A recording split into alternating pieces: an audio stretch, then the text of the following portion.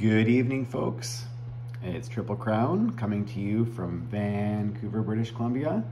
It is still Boxing Day. This is a continuation of the Global War 1939 solo playtest, round 13 summary, and we are looking at a big momentum shift in the Allies or the Russian favor on the Eastern Front. It's maybe the biggest swing there's been in a while. Now currently the Axis have 9 victory cities, in the European theater only Berlin and Warsaw, and there's 7 in the Pacific with another in Hawaii or San Francisco on the table. So we'll see what happens there. Now currently, and this goes back to the original rule set, if at the end of round 10, the Axis control 12 victory cities, that is considered an early victory if you were just going to play for one day. And if at the end of round 15, if the Axis control 12 victory cities, that is considered an Axis victory. Now currently, they are not going to get there, I doubt. So we're going to get into what happened this round, where the Germans made a very bad tactical error. They retook Yugoslavia with force, thinking they would go in heavy, and they had about 18 units there. They spread out all over into Romania, into Bulgaria, into Yugoslavia, and into, I believe it was also Bavaria, but also they sent 4 units up here into what's this territory here, Belarusia, which was probably a mistake to send those 4 units in that direction, because that meant this opened the door for the Allies then to come in with force, a combined joint effort from every direction going into Yugoslavia. And you can see there, that's what's remaining. And there is only 6 units left of the Germans sitting here protecting this major factory in Romania. That is a massive swing. The Italians are building offensive units now. They currently built, I'm just going to zoom in, they did build a heavy artillery, so that's a regular artillery beside their heavy artillery, and a fighter, and another mech.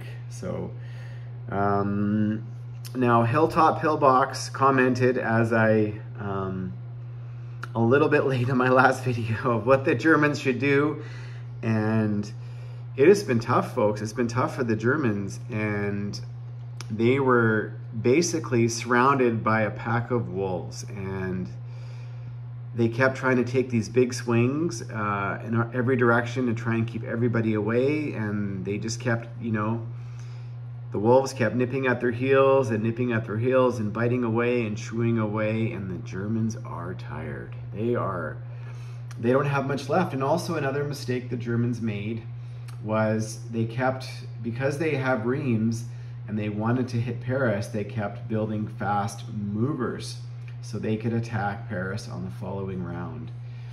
And the Germans should have stayed steadfast on that objective, and instead of going hard into Russia, they could have just been building infantry in Russia, in the factory in Romania, 10 per turn, just to defend while still going on the offense in Western Europe. Now, it is expensive when you're building fast movers, when you're building Tiger tanks, and when you're building Mark V tanks, and when you're building artillery and mechs.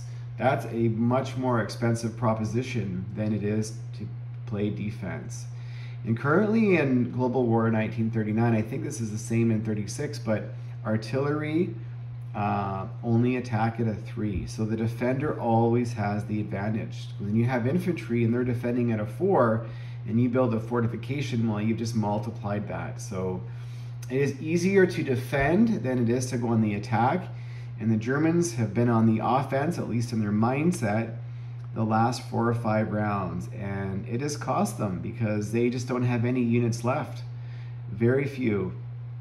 Currently in Reims, And in Western Germany, they could hit Paris next round with about 90 units, which sounds impressive. Like, wow, like you can hit Paris with 90 units. But currently, the French are starting to build there now. They built a medium armor. They built 2 Char-Bs and an infantry last round. And combined, the Axis, or the Allies have, it's like 114 units there, 102, it's just crazy. So Paris is safe, and this is what I'm referring to Hilltop Pillbox. You know, he probably would have, and it might have been the right call to do what I just said, which was basically play defense on the Eastern Front just with cannon fodder and infantry, and go on the offense in the West. So, but that's how it currently sits, and Italy's making 30 IPP. The UK built another 7 units, or 8 units to be dropped off in Bordeaux next turn, and they're just reinforcing. America is focused on Japan. However, if we're to go down here in Cairo, the British are now building fast movers here, building a couple tanks again.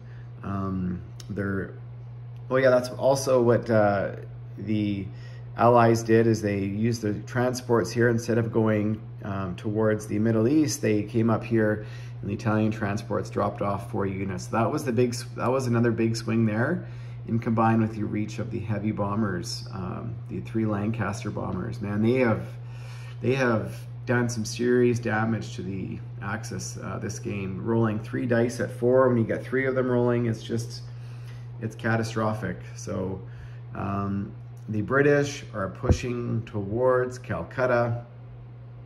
They've got about 10 units sitting here in Bombay. They took Madras, and they took New Delhi, and also Kashmir. So, and the Russians are debated whether or not to go on the offensive, but the Japanese probably also made a tactical error, and we'll get into that in a second. But currently the Russians outnumber them by about 7 or 8 units. This major factory here in Novosibirsk has paid off for the Russians.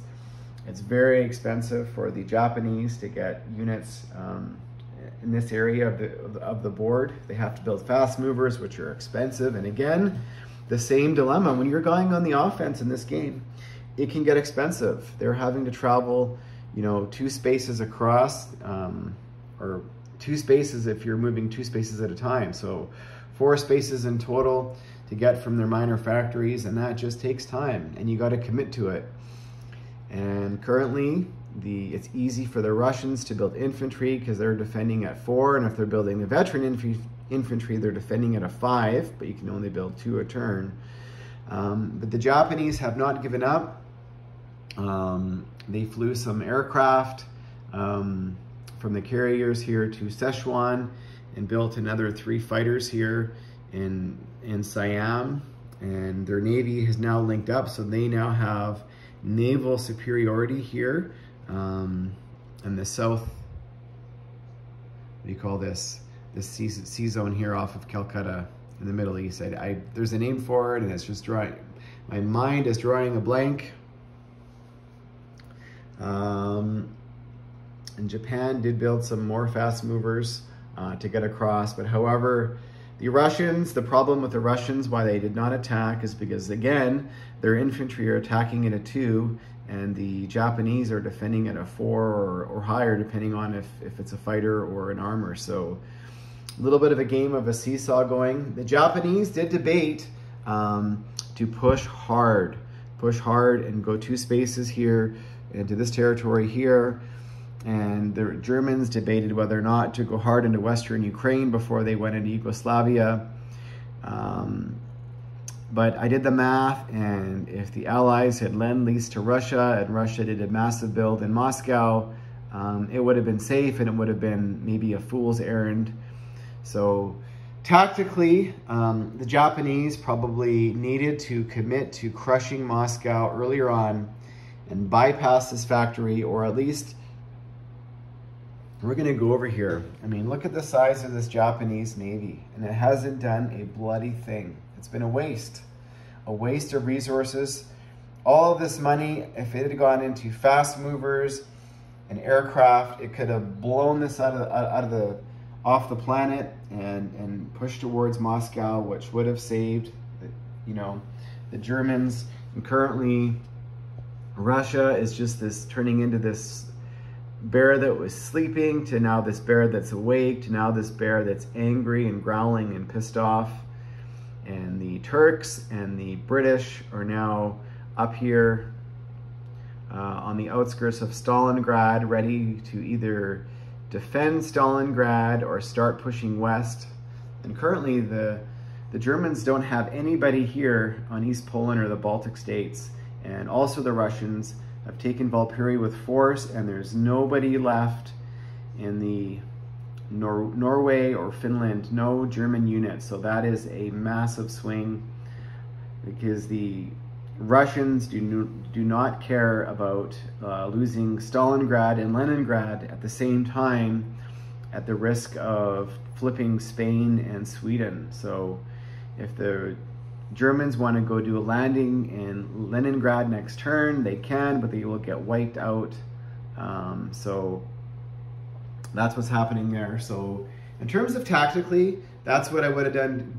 Like, it's almost like Japan had all this money and they thought they could overpower the Americans and get the Americans to turn around. Well, the Americans have turned around, and currently there's about 56 units that can attack the U.S. Navy here next turn. Well, the U.S. has 58, and the U.S. built some more fast movers. They built some more Priest artillery here. They built 6 last turn.